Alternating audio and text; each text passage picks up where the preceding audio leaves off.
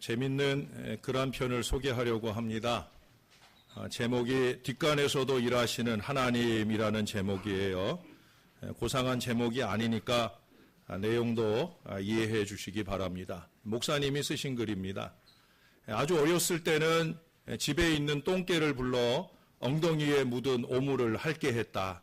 얼만큼 자라서는 기껏해야 누렇고 뻐덕뻐덕한 비료푸대든지 강냉이 속잎 말린 것, 지푸라기 등으로 똥을 닦곤 했는데 어느 날 기막히게 얇고 부드러운 책 한 권이 똥다리 앞에 있었다. 누가 읽어보라고 주길래 가져왔더니 담배 말아 먹기에 좋고 부드러워 미식개로 써도 좋다는 아버지. 엉덩이 까고 앉으면 동산이 훤히 보이는 뒷간은 편안했다. 좋은 미식개가 생긴 다음부터 더욱 그랬다. 그날도 흡족한 마음으로 똥을 싸면서 책을 폈더니 거기 무슨 기도문 같은 게 있었다. 하늘에 계신 우리 아버지. 읽으면 읽을수록 기분이 이상해지더니 나도 이런 기도를 올려봤으면 하는 마음이 생겼다. 하나님은 뒷간에서 똥 싸던 나를 부르셨다. 이분은 지금 목사님으로 좋은 글들을 많이 쓰시며 사역하고 계십니다. 비록 글 속에 똥똥 소리가 나오지만 성경에도 레위기에 보면 얼마든지 많이 나오는 단어입니다. 우리가 단어가 중요한 것이 아니라 그것을 받는 우리의 마음이 중요하다 여겨집니다. 여러분, 그렇게 화장실 휴지로 전락할 정도로 성경이 순환을 받는가 싶더니 하나님은 그 말씀으로 화장실에서 한 영혼을 구원받도록 역사하기까지 하셨다라고 하는 거예요. 그야말로 하나님의 쓰심은 상상을 초월합니다. 저도 때때로 하나님 앞에 설 때마다 나 같은 사람을 목사로 세우신 이 하나님의 섭리와 역사에 대해서 때때로 불평스러운 마음이 생길 때도 있고 때때로 하나님께서 알아서 쓰시리 하는 그런 마음으로 드릴 때도 있습니다. 그만큼 하나님이 하시는 일이라는 거죠. 여러분, 길바닥에 널브러져 뒹굴다가 누군가의 발에 밟히기라도 하면 에이 재수없다 하며 다시 한번 차이기라도 하는 이 개똥이라고 하는 것, 이게 약에 쓸 때가 있다는데 하물며 하나님의 말씀에 적혀있는, 하나님의 말씀이 적혀있는 이 성경이야 얼마나 더 많이 역사를 하시겠느냐는 거예요. 거기에 더 나아가 하나님의 말씀이 그 신비에 새겨진 하나님의 사람들이야 얼마나 하나님 손에서 더 많이 쓰여져야 하겠느냐 하는 거예요. 그런데 정말 개똥이 약에 쓰이기는 하는 건지 저는 그게 늘 궁금해요. 우리나라 흔히 쓰는 속담 가운데 개똥도 약에 쓰려면 없다 하는 말이 있잖아요. 예? 근데 정말 무슨 일에 어떻게 쓰이는지 저는 잘 모르겠어요. 혹시 여러분들 중에 아시는 분 있으면 예배 끝나고 저한테 좀 가르쳐 주세요. 다음번에 혹시 이 설교를 하게 될 기회가 어디선지 있다고 하면 그때는 그 설명도 좀 할 수 있는 기회가 있으면 좋겠다 생각이 듭니다. 그런데 여러분, 우리가 이 속담을 언제 씁니까? 이 속담은 흔하디 흔한 것이 꼭 필요할 때는 없는 그 순간을 만날 때 우리는 이 속담을 씁니다. 요즘 저도 이 속담을 자주 씁니다. 우리 교회 아동부를 바라볼 때마다 야, 개똥도 약에 쓰려면 없다는데 하는 그런 마음이 들 때가 많이 있습니다. 목사에게서 그 마음이 많이 드는 것은 우리 교회로서는 건강하지 못한 거예요. 사랑하는 여러분, 개똥이에 얽힌 이와 같은 이야기들이 오늘 우리에게 주는 교훈들을 함께 살펴보려고 합니다. 제가 설교 제목을 개 X이라도 되자라는 제목을 붙였는데 주보에다가 똥자리 넣기가 주저되어서 X라고 했지만 쉽게 개똥이라도 되자 하는 제목의 말씀이에요. 오래전에 제가 섬기던 교회 권사님께서 횡단보도를 건너려고 하다가 그 횡단보도 위에서 한눈을 파던 운전기사에 의해서 차에 치였습니다. 그리고 그 자리에 쓰러졌어요. 근데 그 차는 사람을 치워놓고도 쭈삣쭈삣 설까 말까 하고 한참을 지나가서는 간신히 멈추어 섰어요. 운전 실력이 안 돼서 그렇게 쓴 것이 아니라 고민을 많이 했던 모양이에요. 근데 결국은 서야 되겠다 마음을 먹고 와서는 이 쓰러지신 권사님이 왜 가려고 했느냐 물으니까 병원 찾느라 그랬다는 거예요. 정말 병원 찾느라고 그렇게 갈까 말까 했을까? 그런 생각이 들어요. 그런데 이 권사님이 그 운전기사보다 더 야속한 사람들이 있었다는 거예요. 그것은 횡단보도 위에 차에 치여 쓰러져 있었는데 아무도 와서 권사님을 염려하거나 일으켜 세워주거나 하는 사람들이 하나도 없더라는 거예요. 여러분, 이 땅의 기독교 인구가 4분의 1을 넘는다잖아요. 옥상에서 돌 10개를 던지면 그중에 2-3개는 예수 믿는 사람이 맞을 거라는 거죠. 그 권사님이 쓰러져 있는 그 자리 근처로 지나간 수없이 많은 사람들 중에 적어도 상당히 많은 사람들이 예수 믿는 사람, 아니 교회 다니는 사람들이었을 거예요.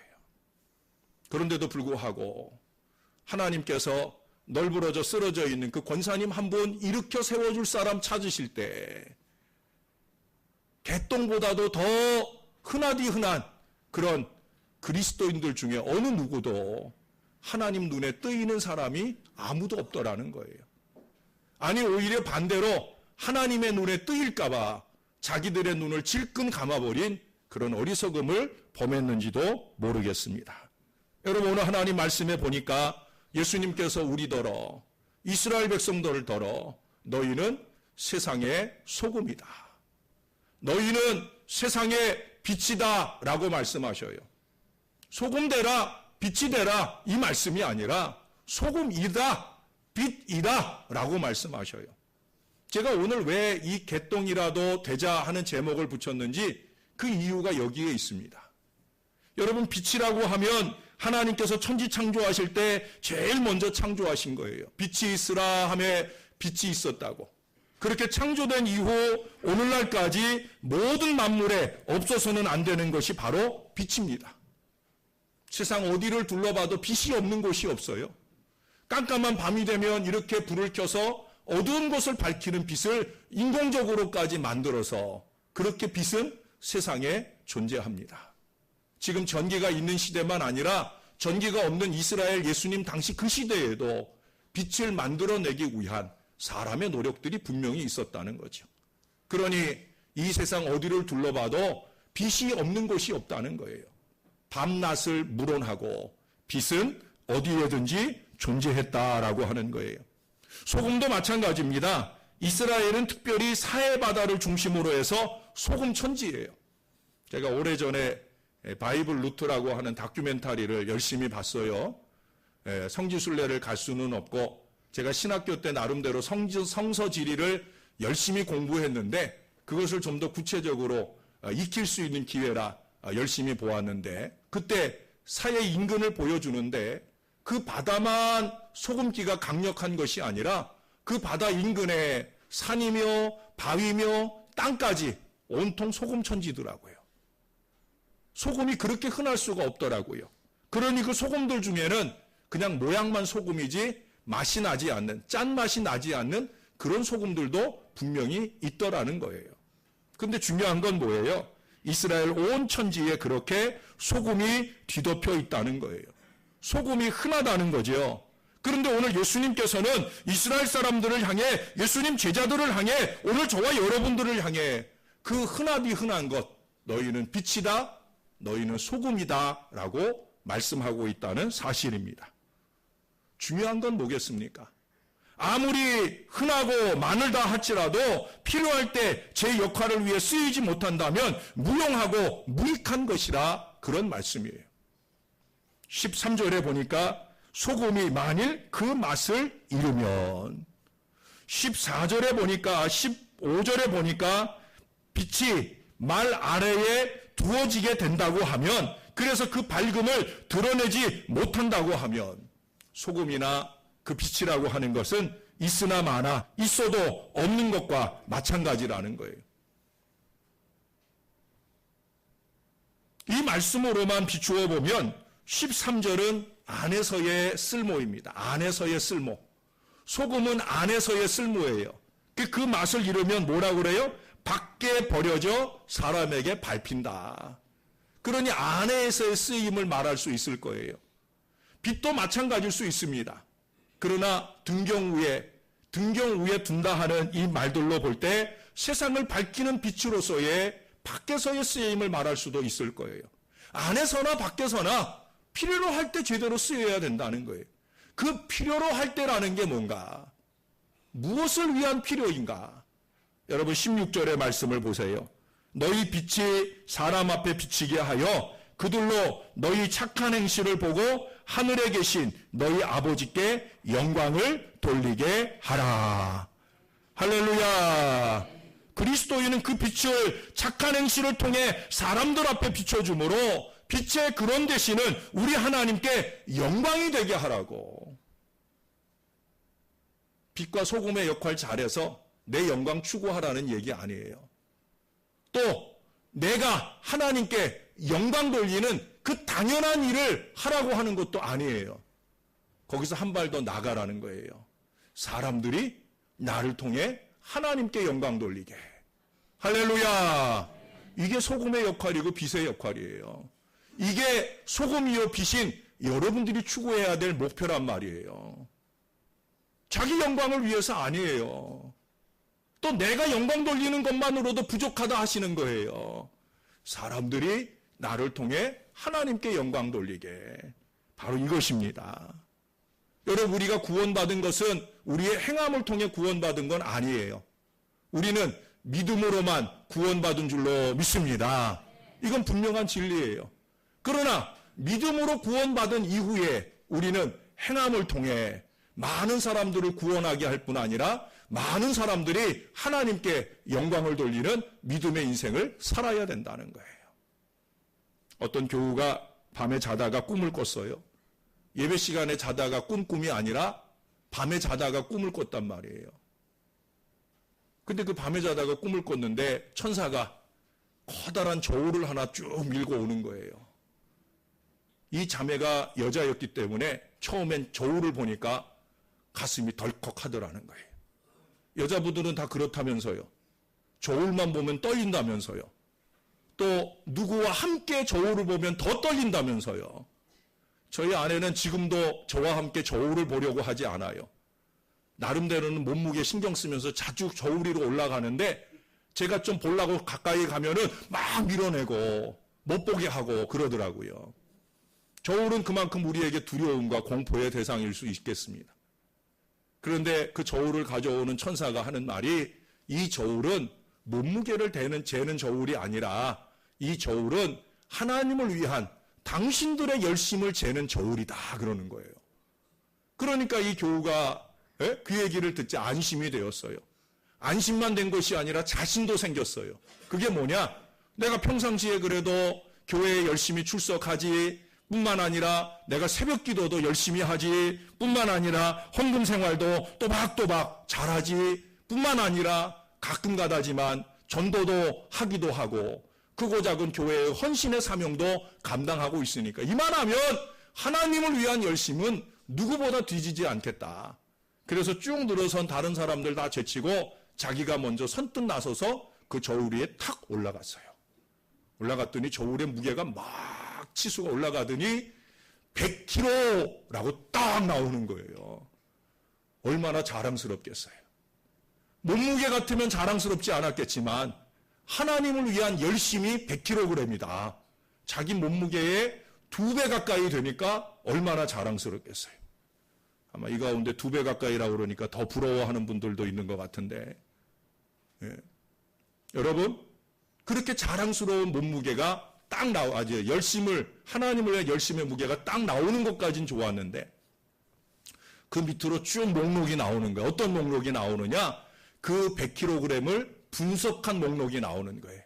그 분석한 내용은 이렇습니다.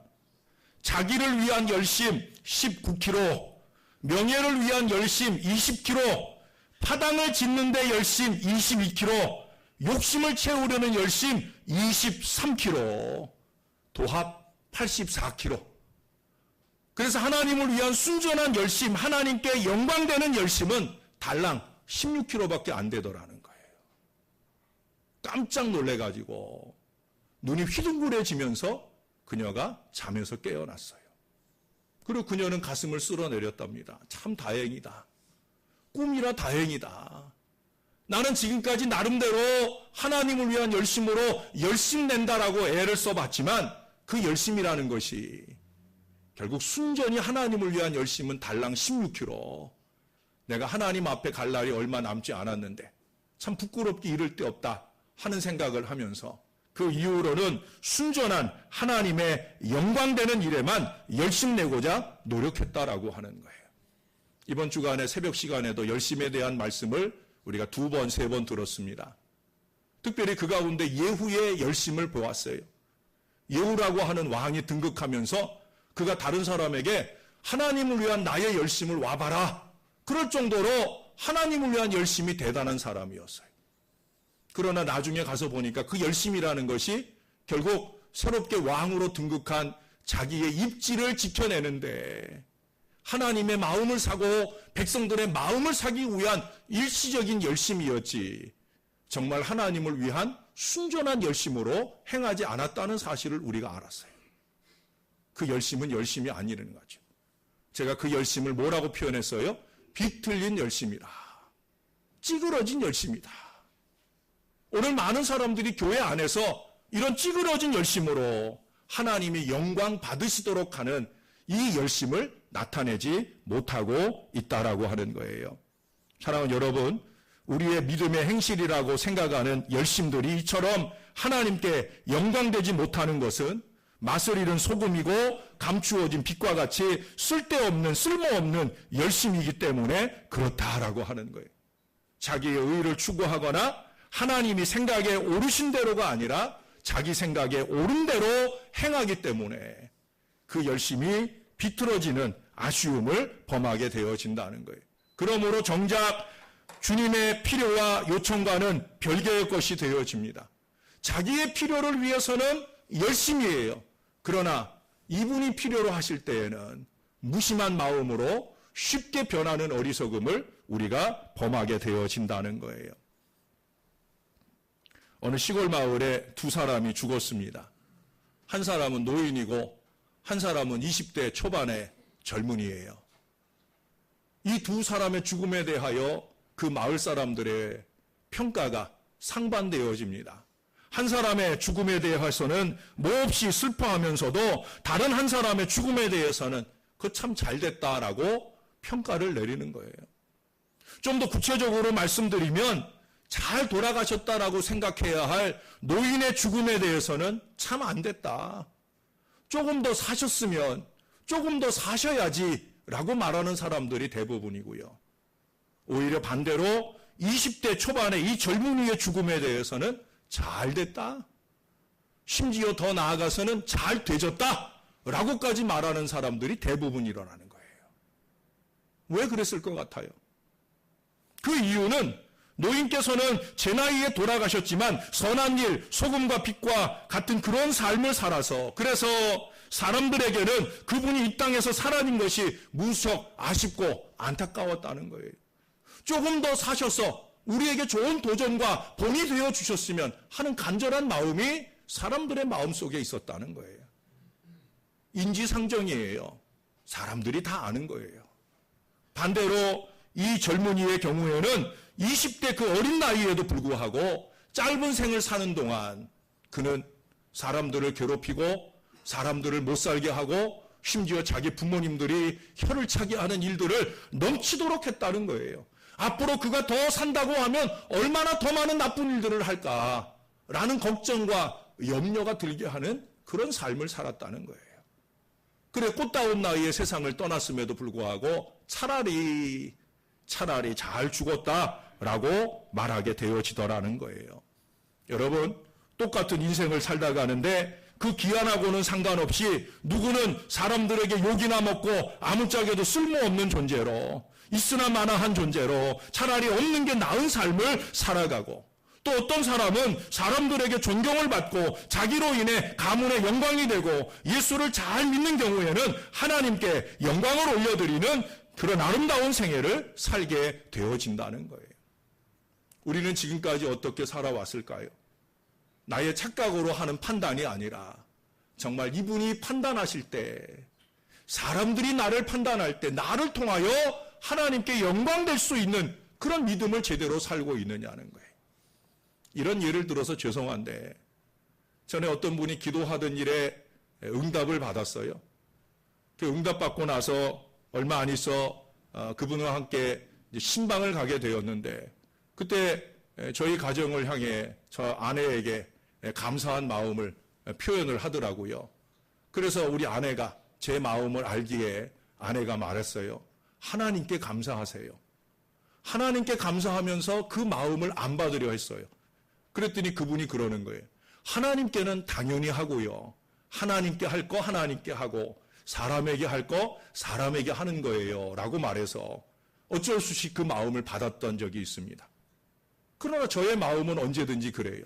하나님께 영광을 돌려야 되는 거예요. 저희의 모든 사역들이 그런 사역이 되기를 바라는 거예요. 지난 주간에도 제가 어느 사랑방에 신방을 갔는데 저는 그 사랑방 신방에서 깜짝 놀랐어요. 왜? 그 사랑방에 신방을 받는 모든 가정들이 하나님 앞에 다 예물로 감사하는 믿음의 마음을 보여주었다는 거죠. 제가 전에도 새벽 시간에 그런 얘기를 했지만 간혹 목사 쓰라고 이렇게 도서비를 선물하고 그러는 분들이 있어요. 그럴 때면 저는 하나님 앞에 드리라고, 하나님 앞에 드리는 것이 분명해지면 감사의 예물도 있고 부족한 종을 섬기는 마음도 있으면 그거는 제가 받아요. 그러나 그렇지 않을 때는 제가 집으로 조용히 와가지고 그것에 그분의 이름을 적어서 감사 예물을 드릴 때도 있어요. 물론 우리 교회 교우들 경우에는 신방할 때 감사하지 않아도 주일날 신방 감사 예물을 드리는 분들이 많더라고요. 그래서 제가 요즘은 이제 그런 부분들을 교인들의 믿음대로 하도록 그렇게 버려두고 있습니다. 그러나 중요한 건 목사의 마음이나 성도들의 마음이나 우리의 한 가지 마음은 뭐예요? 우리에게 이루어진 모든 일을 통하여 하나님께 영광 돌려야 될 줄로 믿습니다. 하나님이 영광 받으시면 행복함이 되는 그런 제가 되어야 하고 여러분이 되어야 된다는 거예요. 하나님께서 우리를 이 땅에 보내실 때 하나님의 은총과 사랑으로 우리를 구원하실 때 너희는 세상의 빛이요 소금이다 우리의 귀에 못이 박히도록 말씀하실 때 하나님은 분명한 목적과 계획을 갖고 계시다 하는 사실을 누구도 부정하지 못할 거예요. 스스로 빛과 소금이 되셔서 어두워져가는 이 세상을 밝히사 참된 소망을 안겨주시고 썩어가는 이 세상을 부패를 온몸으로 막으시는 우리 예수님께서 우리에게 주시는 이 간절한 요청을 우리는 어떤 마음으로 받으며 실천해야 되겠는가? 너희의 착한 행실을 보고 사람들이 하나님께 영광을 좀 돌릴 수 있게 해라. 여러분, 우리 교회는 재직이 항전직과 서리 집사님들을 포함해서 한 150분가량 됩니다. 우리 교회 주일 전체 출석이 200명 조금 넘어요. 그러면 거의 한 4분의 3 정도가 재직이에요. 또 돌 던지는 얘기를 해서 죄송한데 제가 이 강단에서 돌 3개를 눈 감고 던지면 적어도 2분 이상은 맞을 가능성이 있다라고 하는 거예요. 우리 교회는 확률이 좀 낮은 편이기도 해요. 왜? 우리는 그래도 서리 집사 등을 임명할 때 자원서를 주고 본인이 그것에 대해서 감동받고 약속하는 마음으로 서약서를 적어낼 때에야 임명을 합니다. 그러나 일반적인 다른 교회는 그러지 않아요. 자동이에요, 자동. 교회 다니고 세례받고 시간이 지나면 저절로 서리 집사가 임명이 돼요. 한 번 임명된 서리 집사는 죽을 때까지 그 교회 서리 집사예요. 그 교회를 떠난 지 수년, 수십 년이 되어도 여전히 그 교회 서리 집사에 그 이름이 남아있는 경우들을 얼마든지 많이 봅니다. 그래서 확률이 7분의 6, 8분의 7 이와 같은 확률로 늘어납니다. 그야말로 개똥보다도 더 많은 그런 재직들이 교회 안에 넘쳐난다는 거예요. 그런데 과연 재직들이 각자 맡겨진 자기의 역할을 잘 하고 있는가? 아니, 재직이 아닐지라도 내가 이 재단에서 하나님의 은혜를 받고 살아가는 믿음의 자녀로서 이 자녀의, 이 하나님의 재단을 위해 또 세상을 위해 과연 나는 하나님이 필요할 때 쓰임받고 있는 신앙인이 맞는가? 하나님이 택하신 예배의 자리에 예배자로서 쓰임받고 있는가? 하나님이 원하시는 기도의 자리에 기도자로서 쓰임받고 있는가? 하나님이 찾으시는 헌신의 자리에 헌신자로서 쓰임받고 있는가? 과연 우리는 제대로 개똥이 되고 있느냐는 거예요. 하나님이 원하실 때 나는 어디에 있느냐? 여러분, 흥하다고 해서 보잘것없거나 쓸모없다는 것 절대 아닙니다. 그러면 예수님이 오늘 이 말씀 안 하셨지요. 이스라엘의 소금과 빛이 흔한데도 불구하고 예수님은 우리를 향해 소금이다, 빛이다 말씀하셨어요. 이미 우리는 소금이고 빛이에요. 우리에게 필요한 것은 소금과 빛으로서의 우리의 역할을 감당하는 거예요. 그냥 이름만 올려놓고 그냥 임명만 받은 그런 직분자이거나 그런 사명자가 아니라 주님이 원하실 때 그 원하는 자리에서 쓰임 받을 수 있는 사람이 되어야 된다는 거예요. 교회나 하나님 나라에 없어서는 안 되는 우리의 행실을 통해 하나님께 온전히 영광을 올려드리는 그 본연의 삶을 제대로 살아가야 된다라고 하는 거예요. 서두에 말씀드렸던 것처럼 화장실 휴지로 전락해버린 성경책 한 권을 통해서 뒷간에서도 사람을 부르시는 하나님이셔요.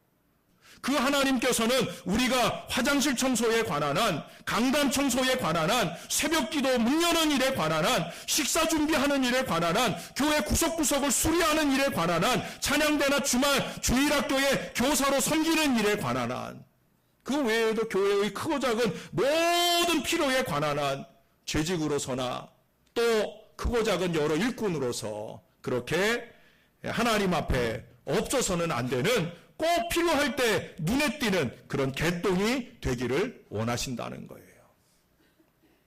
숨으려고 하지 마셔요. 숨으려고 하는 존재는 누구였어요? 아담과 하와였잖아요. 하나님 배웁기가 부끄러워서 나무 뒤에 숨었잖아요. 왜?